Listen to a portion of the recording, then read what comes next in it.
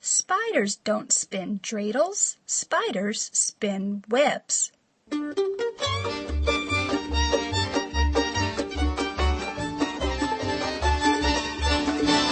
Welcome to the Book of Life, a show about Jewish books, music, film, and web. I'm Heidi Estrin. The Book of Life is a podcast service of the Feldman Library at Congregation B'nai Israel in Boca Raton, Florida. Additional support comes from the Association of Jewish Libraries. Our Hanukkah celebration begins with children's authors Sylvia Rouse and Eric Kimmel. Josh Nelson will bring us holiday music from the TV special Lights. And Rabbi Eileen Schneider talks about her mystery novel, Hanukkah Guilt. Unwrap some chocolate coins and get ready to celebrate.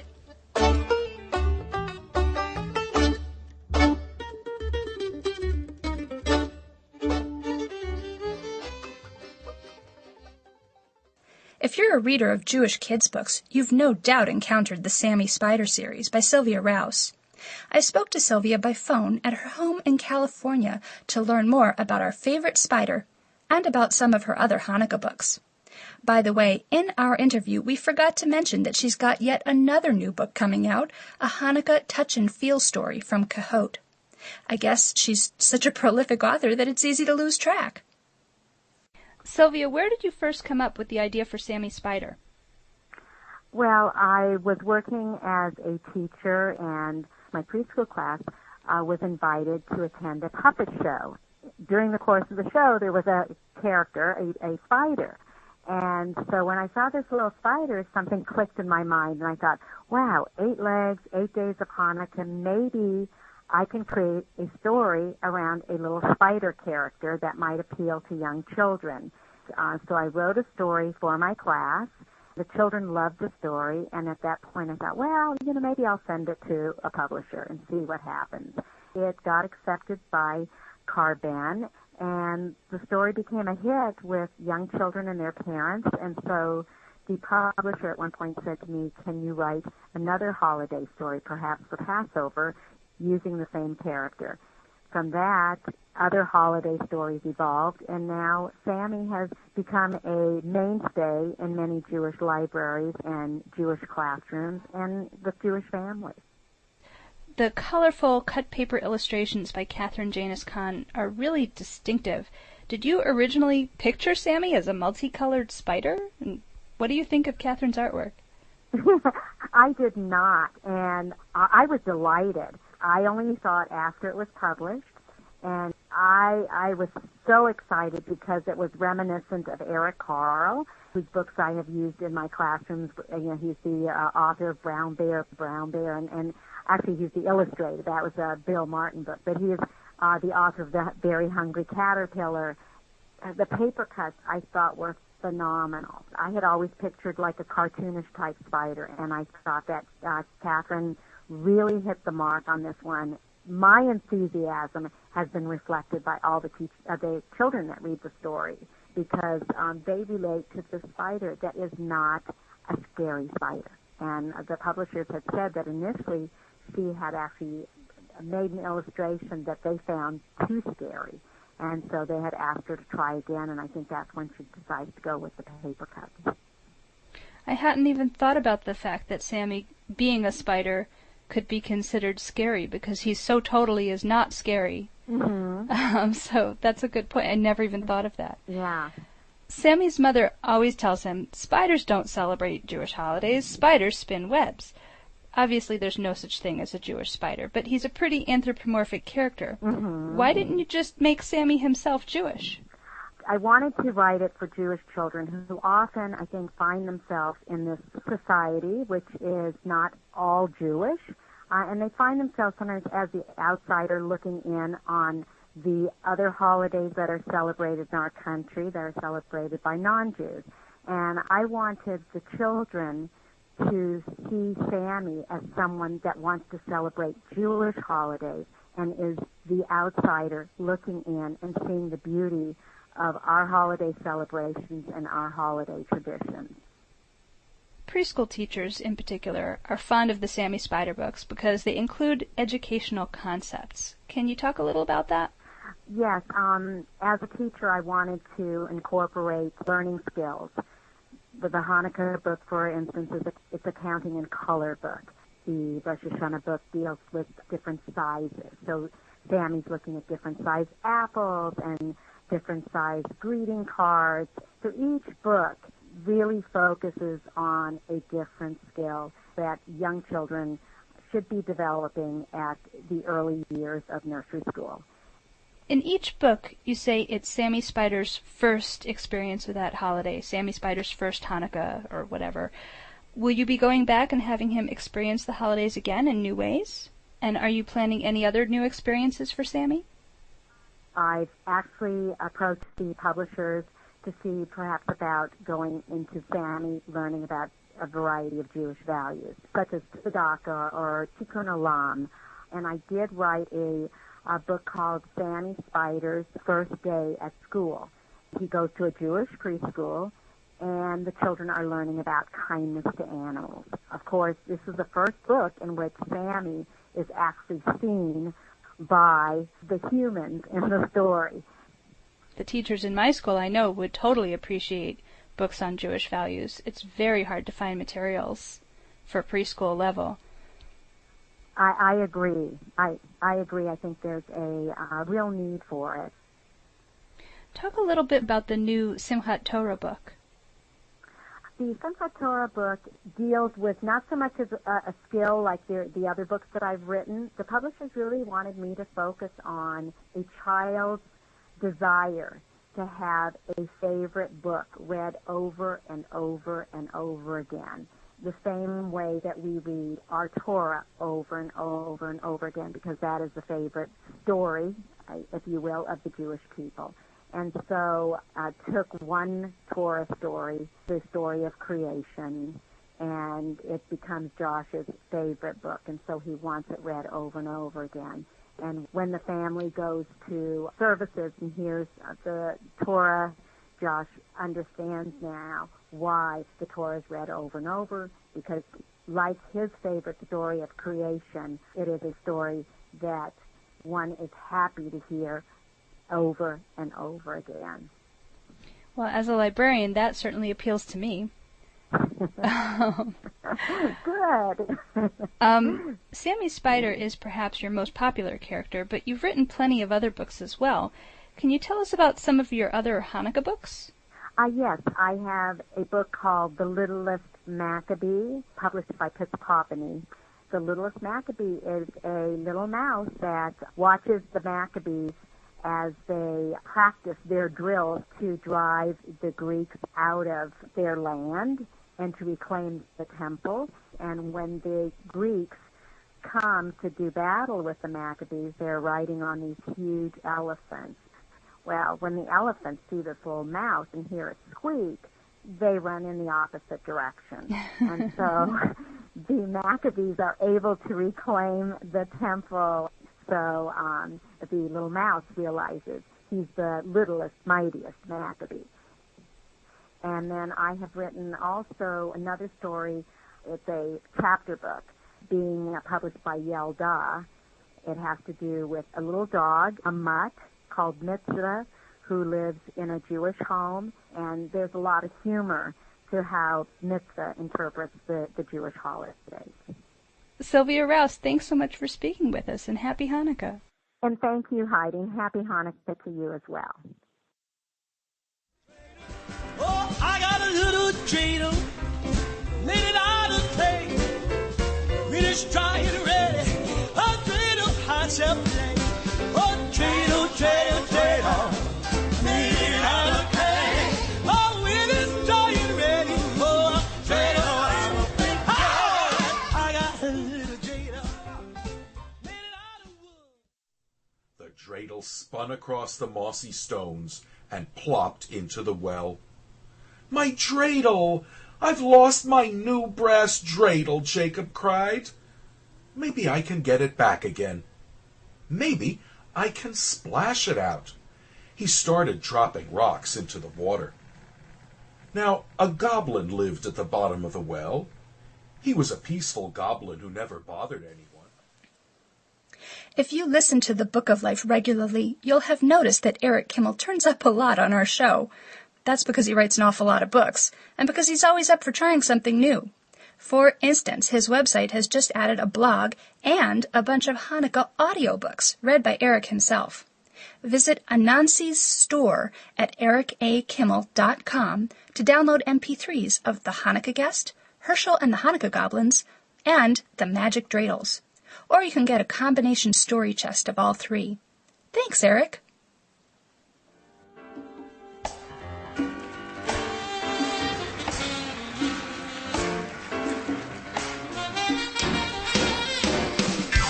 Josh Nelson is a singer-songwriter of high-octane Jewish rock, and he was one of the performers in Craig Talman's Lights Hanukkah concert.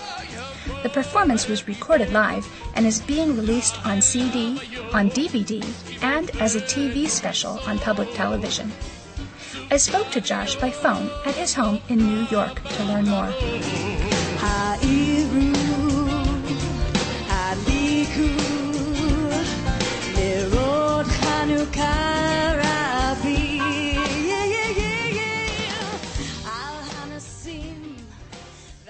Josh, this CD records a live Hanukkah event that actually took place in August. So tell us about that event and why a Hanukkah concert was being held in the summer. Sure. I grew up as an East Coast kid, and Hanukkah was synonymous with snow and winter coats, so it was definitely a trippy, strange experience to be in Los Angeles in August with a group of people singing Hanukkah tunes. But it was really powerful and just a wonderful afternoon of music. I'm sure when people walked in the door, it would seem to be a little bit of a surreal experience, but after a few minutes with the music and the group all in one spot, it sort of seemed that we let go of where we were in time, and it definitely took on a holiday sort of spirit. Was it a letdown when the concert was over and you realized you had 5 months to go before it was really Hanukkah? You know, it was a big build-up to the day. A lot of people were involved and worked really hard to make it happen. And I think by the time it was over, everybody was just really filled with a great sense of joy that it had come off as well as it had. The people in the audience were very, very, very happy with their afternoon, which I don't think is always the case when you sit through a taping of a television show. There's a lot of stops and starts and lights, and, you know, it's not always the same as going to see just a Broadway show or a live concert. And I think we overcame that really well. And by the time it was over, I think people were ready for a few months of a break before Hanukkah actually arrived. The CD that's coming out is at the actual live recording from the concert itself, which also is being simultaneously released on PBS and as a DVD of the entire special. That will be in stores on November 4th. What was the inspiration for this project?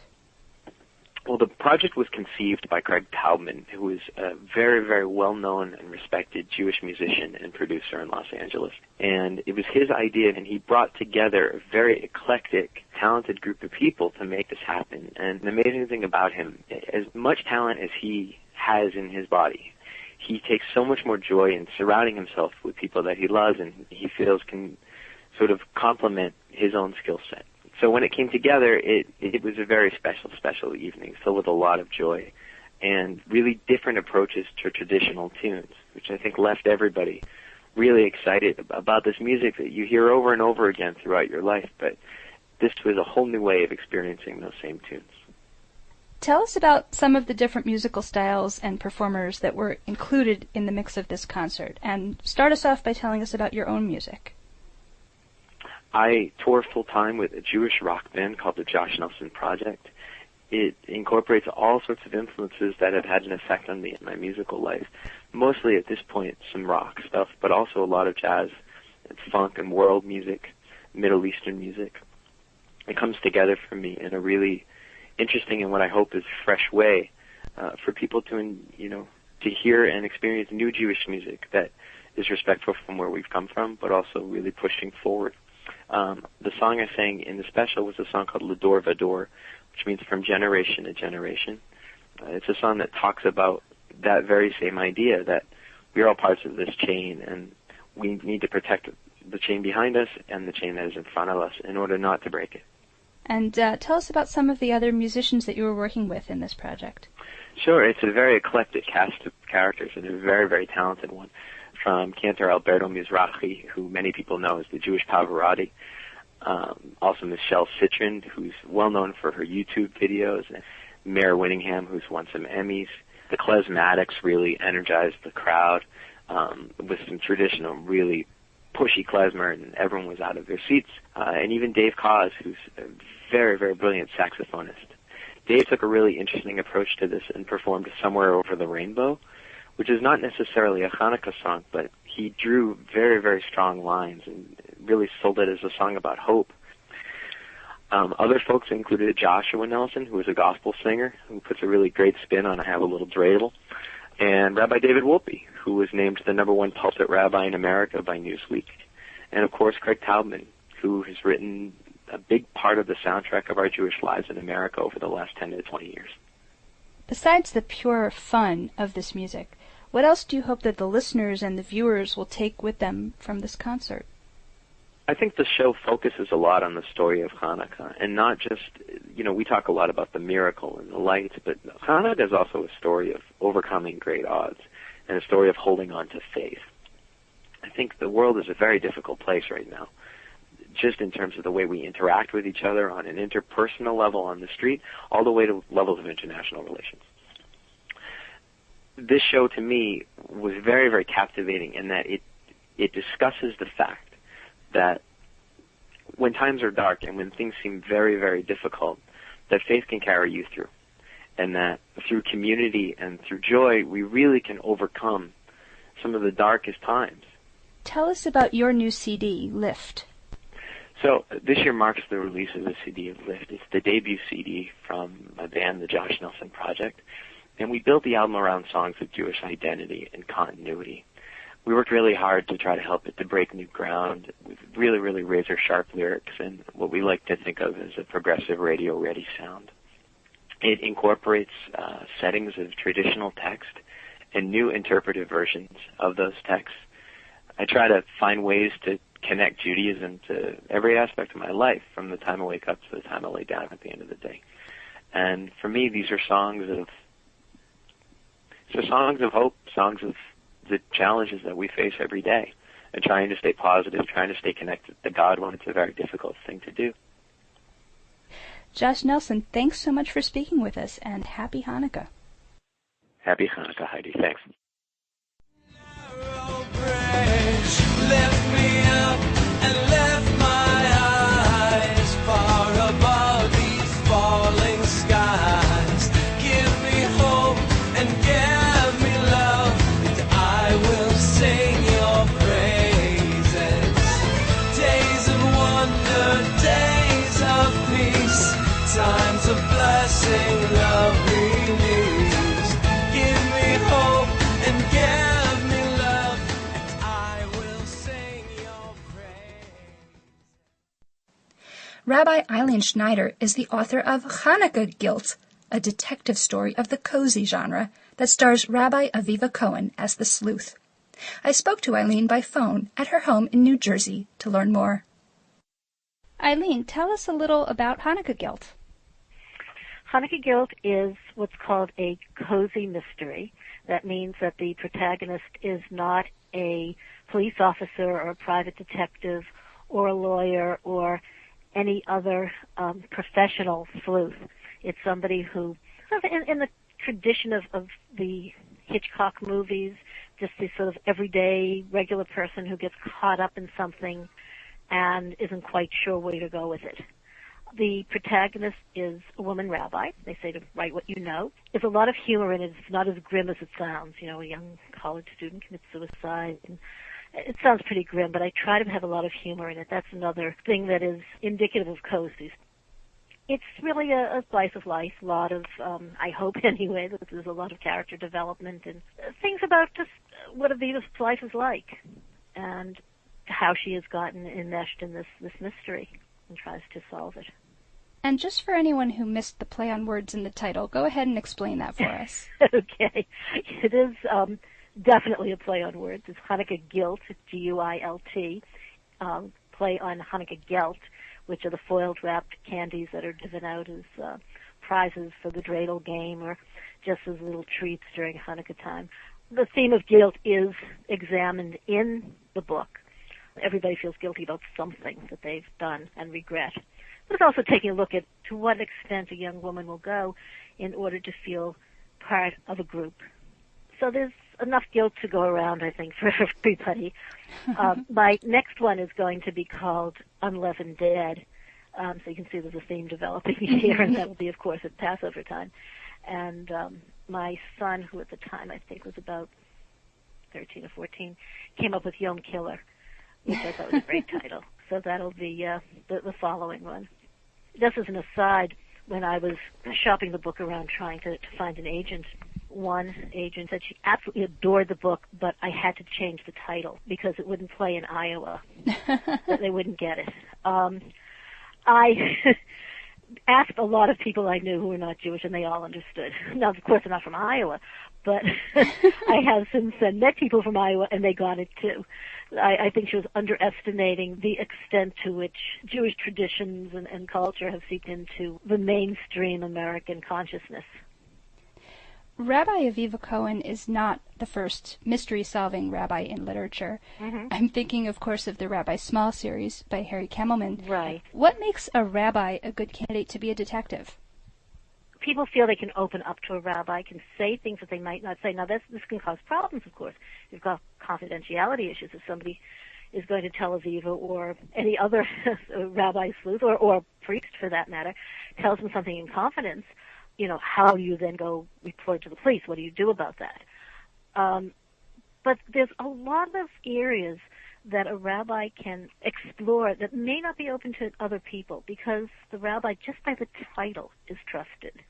One of the things that drew me to this book is that Rabbi Aviva is an avid birder, and I understand that you yourself work with the Audubon Society. I wonder if you could make a case for birding as another skill that leads to sleuthing. Oh, absolutely. One of the things about being a birder is you have to be very, very observant. You have to notice things.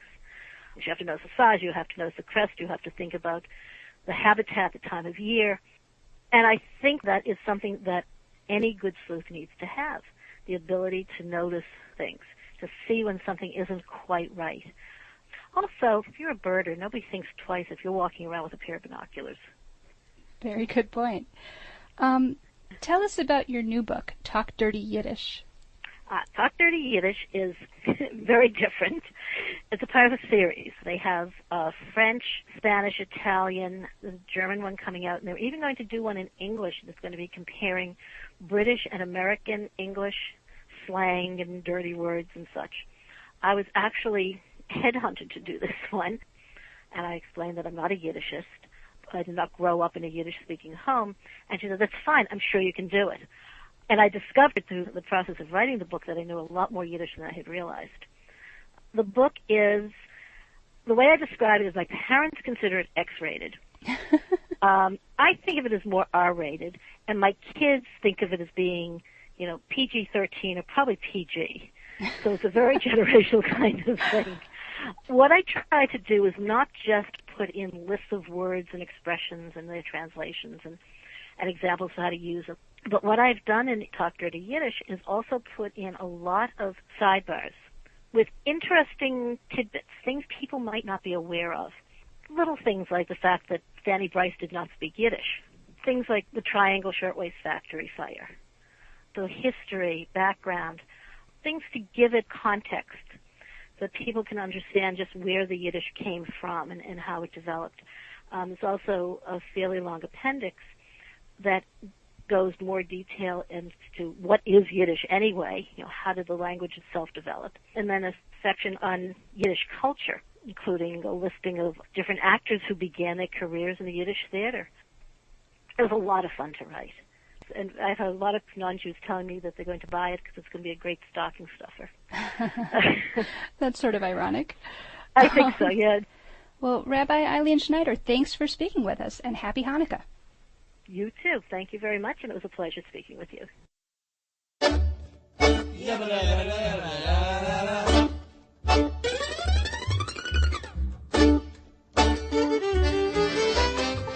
The Book of Life is a podcast service of Congregation B'nai Israel of Boca Raton, Florida, at cbiboca.org, and is supported in part by the Association of Jewish Libraries, online at jewishlibraries.org. Our background music is provided by the Freilachmakers Klezmer String Band at freilachmakers.com.